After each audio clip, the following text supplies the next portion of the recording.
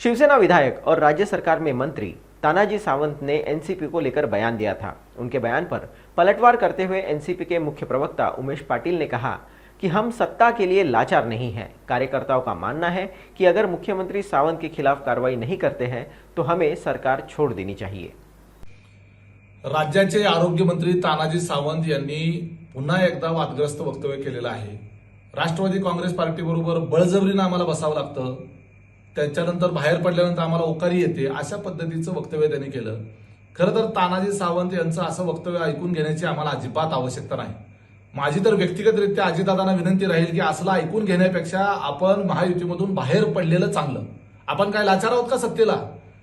आणि हे कोण तानाजी सावंत अशा पद्धतीने बोलणार आणि काय संबंध आहे त्यांचा बोलायचा? तानाजी सावंत यांनी महायुतीमध्ये राष्ट्रवादीला प्रवेश दिला का? जे सरकार जे आता आलेलं आहे, ज्यांच्या नेतृत्वामध्ये एकनाथजी शिंदेच्या नेतृत्वामध्ये जे राज्यातलं सरकार आहे, हे सरकार एकनाथ शिंदेंना मुख्यमंत्री केलं म्हणून तानाजी सावंत यांना मंत्री होता आलं। आणि त्या एकनाथ शिंदेंना मुख्यमंत्री कोणी केलं तर ते भारतीय जनता पार्टीच्या शीर्षस्थ नेत्यांनी ते केलं। आणि त्याच भारतीय जनता पार्टीच्या शीर्षस्थ नेत्यांनी अजितदादांना आणि राष्ट्रवादी काँग्रेस पार्टीला महायुतीच्या सोबत घेतलं।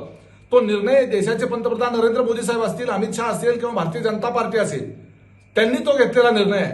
आणि त्यांनी हा निर्णय घेतल्यामुळं एकनाथजी शिंदे मुख्यमंत्री झाले, अजितदादा उपमुख्यमंत्री झाले आणि हे सरकार आलं म्हणून तानाजी सावंत हे मंत्री आहेत, ही लक्षात घेण्याची गोष्ट आहे। खरं तर तानाजी सावंत हे बहुजन समाजातले शैक्षणिक क्षेत्रामध्ये अतिशय उत्तुंग काम केलेलं एक व्यक्तिमत्व आहे। शून्यातून मोठं विश्व निर्माण केलेला व्यक्ती म्हणून आम्हाला सुद्धा त्यांचा अभिमान वाटायचा, परंतु त्यांची ही अशी वक्तव्य ऐकल्यानंतर आम्हाला सुद्धा त्यांची लाज वाटते। ही काय बोलण्याची भाषा झाली? या पद्धतीनं जर तानाजी सावंत किंवा अजून कुणीही बोलणार असेल तर राष्ट्रवादी काँग्रेस पार्टी ऐकून घ्यायला मोकळी नाही।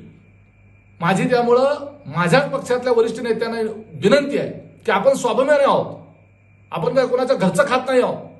आणि त्यामुळं अशा पद्धतीनं ओकारीची भाषा करणाऱ्या तानाजी सावंतला एक तर बाहेर काढा, नाहीतर आम्ही तर बाहेर पडतो।